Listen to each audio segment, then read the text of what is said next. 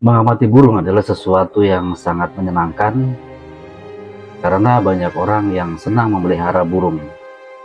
Ada beberapa jenis burung langka yang ada di Indonesia dan di dunia yang sekarang keberadaannya mulai sedikit berkurang atau terkadang mulai punah keberadaannya. Pada episode kali ini saya akan merangkum beberapa burung yang keberadaannya sekarang sudah mulai langka dan sebagian sudah mulai terancam kepunahan. Dan ada beberapa jenis burung yang kelihatannya langka yang tidak kita ketahui sebenarnya ada di sekitar kita atau ada di lingkungan yang jauh dari tempat kita tinggal. Seperti apa keberadaan burung-burung itu? Yuk kita simak videonya sampai habis.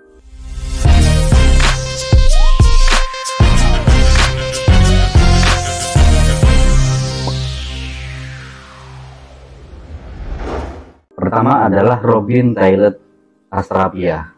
Burung ini adalah jenis cendrawasih yang ada di Indonesia, yaitu Pulau Papua. Burung jenis cendrawasih ini banyak sekali yang ada di Papua. Salah satunya adalah burung jenis Astrapia ini karena memiliki beberapa bulu yang eksotik sehingga sangat menarik untuk kita kupas di episode kali ini. Burung ini tercatat ditemukan pada awal tahun 1938 dan salah satu jenis burung Papua yang sangat populer. Panjang tubuh burung ini sekitar 12-13 inci dan pejantannya memiliki ekor yang sangat panjang, dan panjangnya itu bisa melebihi 40 inci panjang dari ekornya burung tersebut. Dan panjang burung ekor tersebut adalah terpanjang yang ada di semua jenis burung, dan wajah burung tersebut adalah hijau zaitun serta agak keperak-perakan.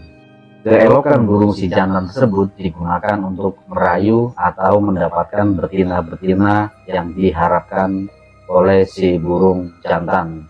Dan burung ini akan mencari pasangannya sebanyak-banyaknya dalam musim kawin atau musim produksi. Dan sayangnya keberadaan burung ini di alamnya semakin sedikit dan tercatat sudah mulai terancam punah akibat hilangnya deforestasi hutan atau pembabatan hutan yang semakin liar yang ada di wilayah Papua.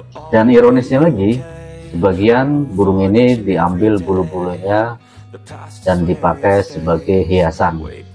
Keberadaan burung ini sangat terancam punah kalau tidak kita melakukan pembenahan atau perlindungan yang maksimal terhadap burung ini.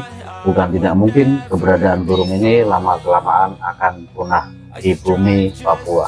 Kemungkinan akan hilang dalam 1 dekade atau 2 dekade yang akan datang. Keberadaan burung ini akan semakin sulit kita temukan karena semakin hari semakin habis keberadaan si burung tersebut.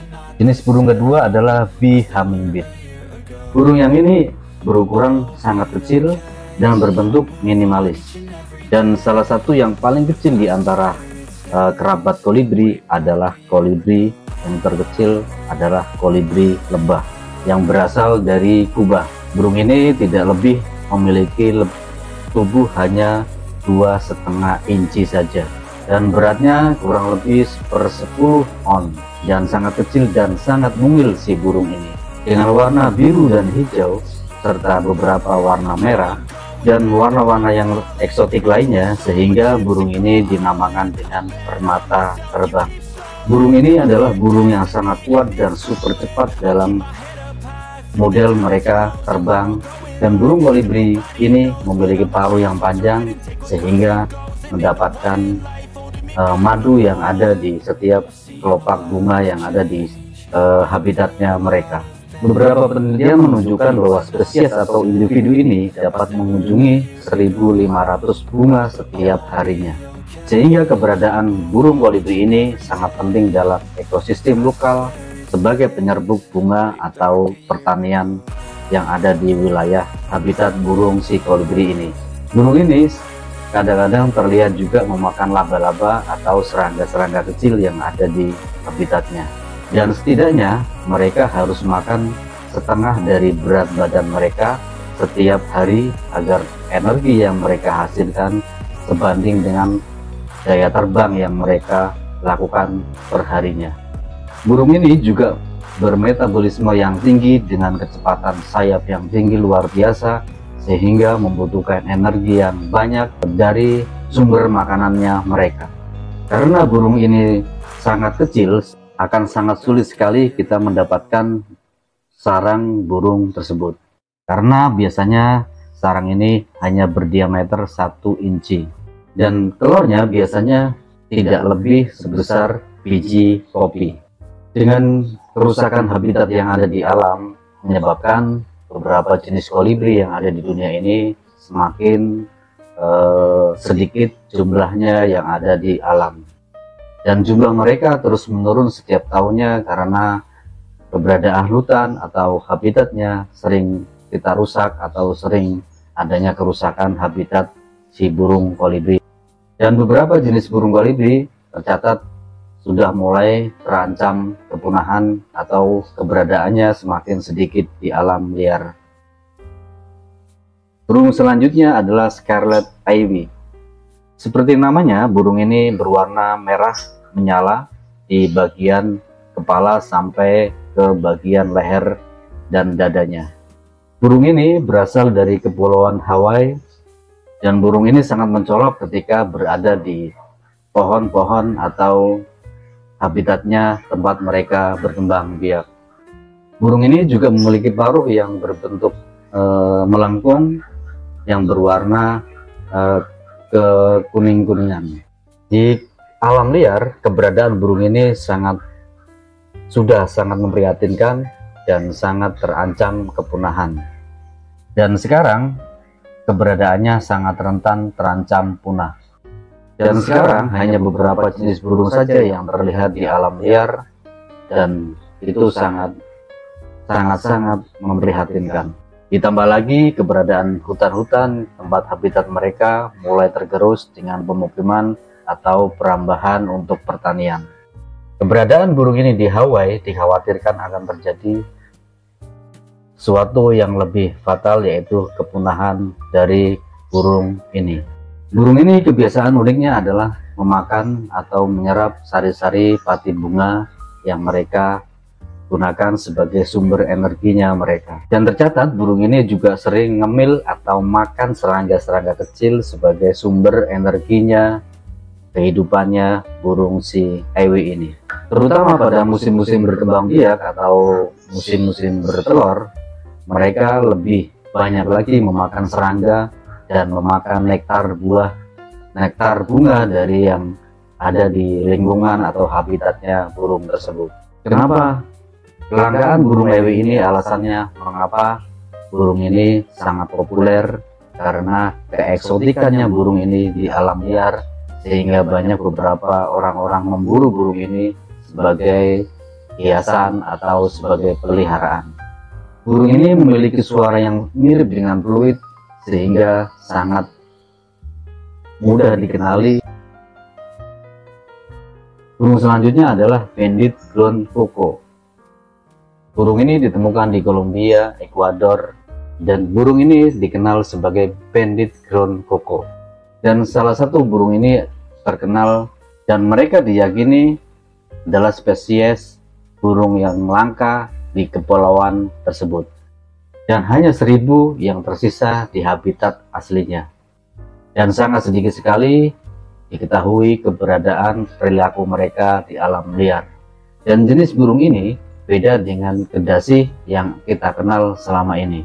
Tidak seperti burung kedasi atau koko yang lain, burung ini sangat jarang sekali terbang terlalu tinggi, dan kebanyakan mereka hanya lompat atau bertengger dari dahan satu ke dahan yang lain, dan mereka menghabiskan hidup banyak berada di tanah. Dan keberadaan burung ini biasanya mengikuti jalur semut, dan jalur semut itu biasanya semut itu membawa makanan, dan burung ini biasanya merebut makanan dari si semut tersebut.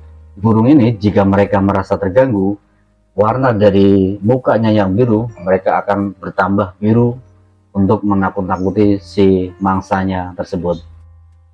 Dan salah satu bentuk tampilan tersebut adalah untuk menarik lawan jenisnya yang nantinya akan dijadikan sebagai pasangannya. Biasanya burung ini bersarang dengan berbentuk daun-daun kering dan mereka menyembunyikannya dalam tempat yang sangat sulit kita temukan. Dan biasanya sarang mereka ada di atas pohon atau ada di bawah-bawah pohon yang tertutup rapat atau terlindungi dari beberapa pohon-pohon yang ada di sekitarnya. Dan burung ini biasanya produksi hanya satu kali pada musim kawin, sehingga mereka menjaga sangat-sangat ketat atau sangat-sangat protektif terhadap anakannya dan sarang-sarang, dan memastikan bahwa sarang-sarang tersebut sangat aman dari gangguan si predator. Burung selanjutnya adalah Vulturine guinevole. Vulturine guinevole adalah jenis guinevole yang terbesar dan tingginya bisa mencapai 30 inci.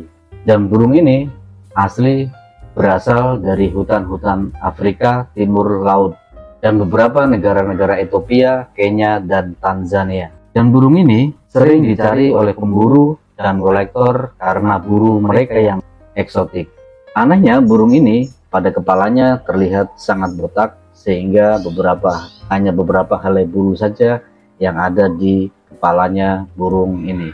Warna burung ini sangat eksotis, dimulai dengan bagian bulu-bulunya yang terlihat seperti semburat-semburat biru dan warna perak yang coraknya sangat istimewa dan eksotik. Ayam atau burung ini sangat tidak pandai terbang, tapi bukan berarti mereka tidak bisa terbang. Tapi keberadaan burung ini bisa terbang ketika ada atau predator yang menyerang mereka akan lari sangat cepat. Dan kemudian beberapa juga terbang ke dahan-dahan pohon untuk menghindari predator yang mengancam keberadaan burung tersebut. Tapi keberadaan burung ini hampir 90% berada di tanah. Burung ini sangat menyukai biji-bijian dan serangga-serangga yang ada di lingkungan mereka. Mereka terkadang bergerombol atau berkoloni dalam jumlah 25-30 ekor dalam satu koloninya atau kawanannya mereka. Keberadaan burung ini semakin hari semakin langka keberadaannya di alam karena terjadinya pemburuan yang membabi buta di Afrika dan negara-negara yang ada populasi burung tersebut. Biasanya dalam musim kawin atau musim produksi, mereka sangat terlihat bergerombol di sabana-sabana atau padang-padang rumput yang ada di Afrika. Meskipun terlihat agresif, ketika burung ini ada ancaman dari luar atau predator dari luar, biasanya mereka akan melarikan diri, lari tunggang-langgang untuk menghindari si predator. Dengan ukuran kaki yang kuat, mereka dapat berlari kencang sehingga terhindar dari beberapa predator yang menyerang mereka. Burung selanjutnya adalah Tawny Frogmore atau burung kodok. Meskipun burung ini berkerabat dengan burung hantu tapi burung ini terpisah dengan spesies atau kelas, dan mereka terpisah dari burung hantu, dan mereka adalah bukan burung nocturnal, dan burung ini berasal dari Australia. Ada 14 jenis spesies burung kodok ini. Yang paling populer adalah burung kodok bermulut kuning. Meskipun mukanya sangat mengesalkan, tapi burung ini tidak galak seperti burung pada umumnya. Panjang burung ini sekitar 21 inci, dan rata-rata berat badan burung ini adalah setengah kilogram.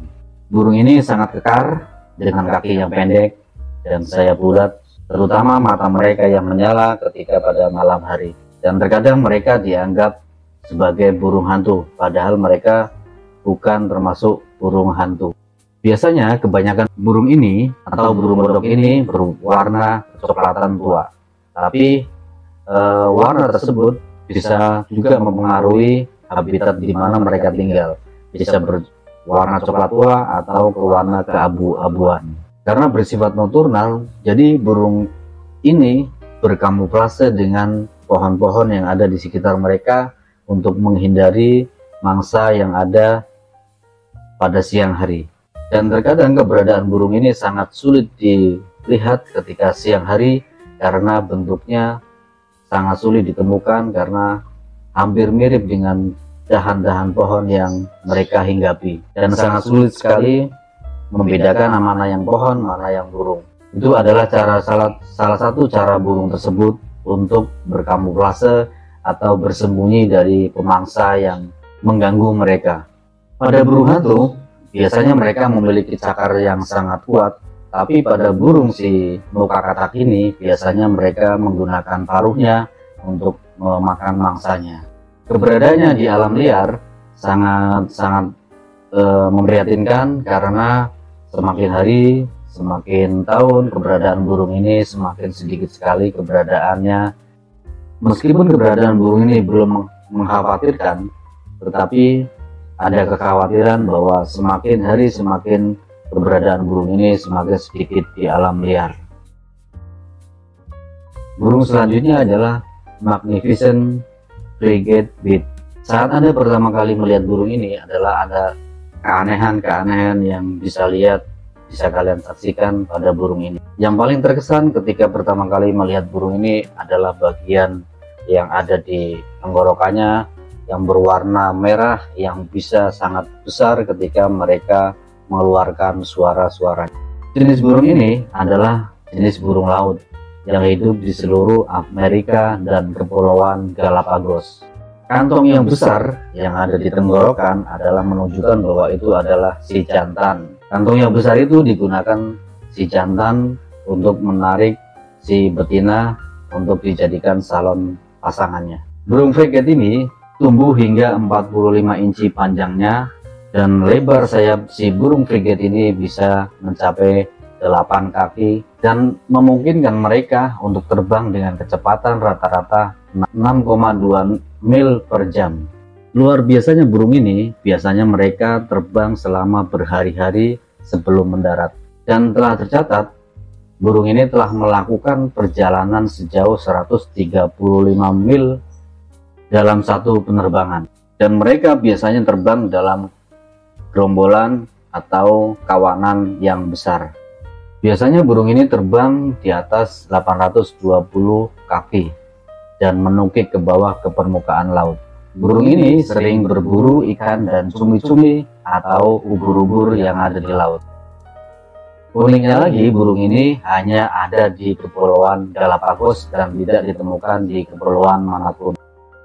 Dan burung ini belum terjadi evolusi yang signifikan sehingga bentuk dari burung ini dari dulu sampai sekarang tetap sama. Burung ini keberadaannya sudah sangat mengkhawatirkan dan rentan terhadap kepunahan di Kepulauan Galapagos, terutama jika keberadaan lingkungan atau habitatnya mereka mengalami perubahan yang signifikan sehingga menyebabkan keberadaan burung ini makin lama makin terancam kepunahan. Selanjutnya adalah The Oilwit atau burung minyak. Burung ini sangat unik dan mereka hidup di Amerika Selatan dan Utara. Mereka adalah genus yang tersendiri yang terpisah dari genus-genus burung manapun. Panjang burung ini sekitar 19 inci dengan sayap lebarnya sekitar 37 inci. Dan burung ini biasanya hidup di gua-gua dan bertengger serta berkembang biak di mana mereka mencari makanannya. Mereka biasanya mencari makanan mereka di buah-buah sawit dan laurel. Dan mereka adalah satu-satunya yang dikenal spesies burung terbang nokturnal di dunia yang hanya memakan buah. Dan hebatnya burung ini mengembangkan sistem ekologisasinya yang mirip dengan kelelawar untuk membantu navigasi saat mereka terbang. Terkadang mereka hinggap di dahan-dahan pohon dan berbentuk menyerupai kelelawar sehingga keberadaan burung ini sangat sulit ditemukan di habitatnya. Dan terkadang mereka menggantung seperti kelelawar. Pada hutan-hutan Amerika Selatan pada malam hari terkadang terdengar suara klik aneh yang ditimbulkan oleh si burung tersebut. Burung ini mengandalkan matanya yang tajam saat berburu malam hari, karena burung ini adalah salah satu burung yang nokturnal yang ada di dunia ini, dan mata mereka bisa melihat dalam gelap dan memiliki pengumpulan cahaya yang terhebat di antara burung manapun. Populasi yang ada di Amerika sendiri, burung ini biasanya mendiami gua-gua yang ada di habitatnya mereka. Burung oil ini atau burung minyak ini sekarang posisinya adalah dalam pengawasan karena keberadaan burung ini semakin hari semakin sedikit, dan beberapa peneliti telah mengembangkan dan meneliti bagaimana untuk mempertahankan populasinya mereka di alam, karena keberadaan burung ini semakin hari semakin rentan terhadap kepunahan. Tetapi keberadaan burung ini masih ada puluhan ribu di alam liar, sehingga perlu sekali kita untuk membuat burung ini tetap ada keberadaannya.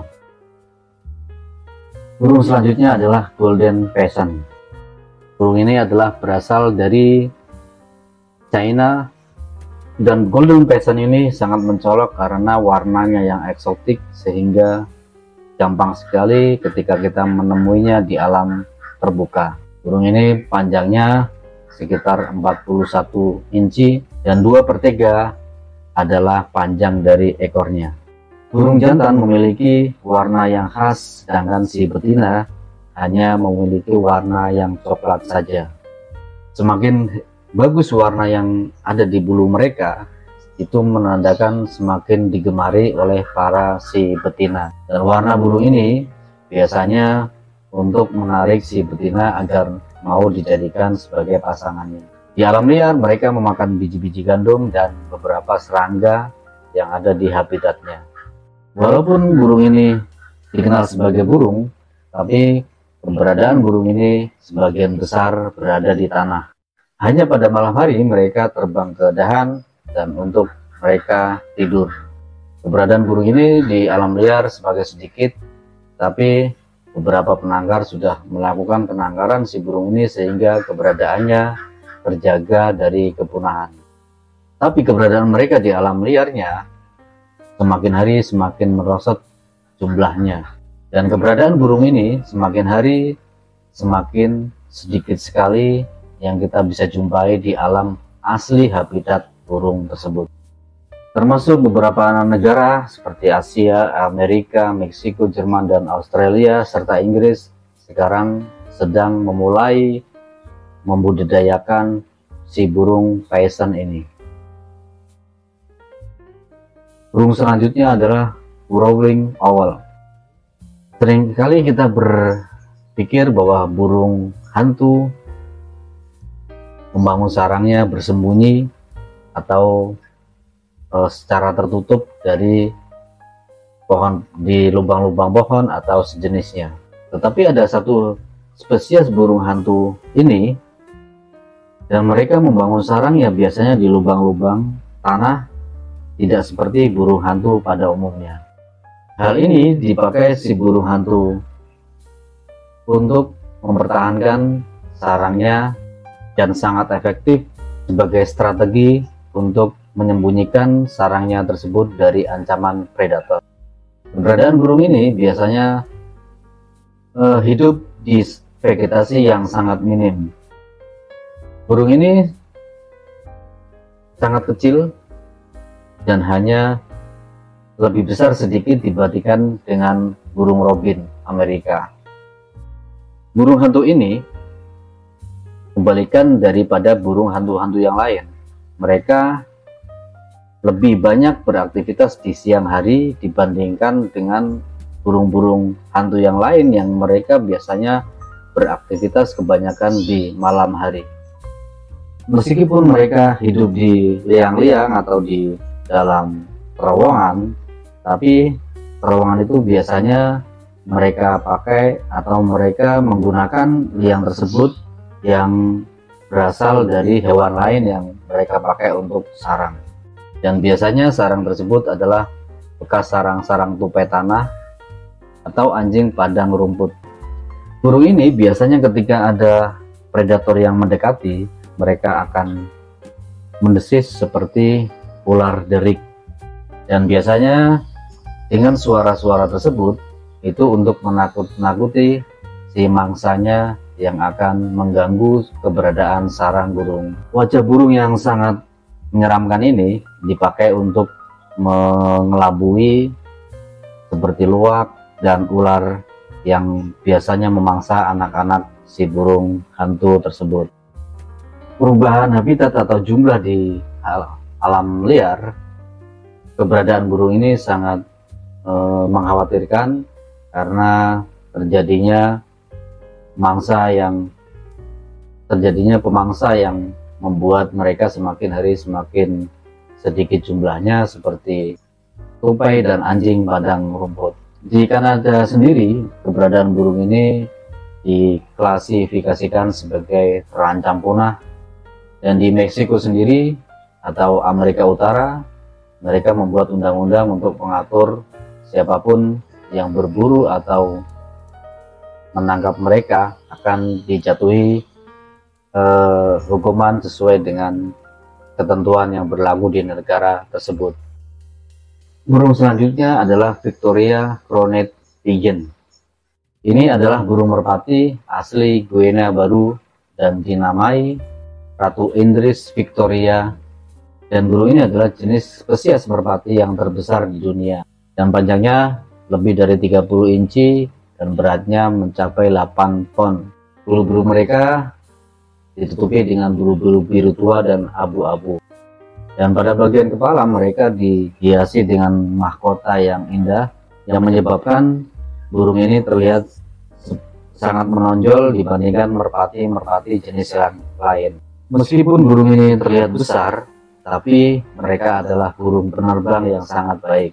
Karena burung yang besar, sehingga kepakan sayapnya sangat terdengar keras, sehingga burung ini sangat mudah dikenali ketika mereka terbang. Mereka biasanya cenderung mendiami daerah rawa atau hutan, di mana mereka kebanyakan hidupnya adalah berjalan di tanah. Mereka biasanya memakan buah ara, dan burung ini biasanya sangat pemalu dan jinak.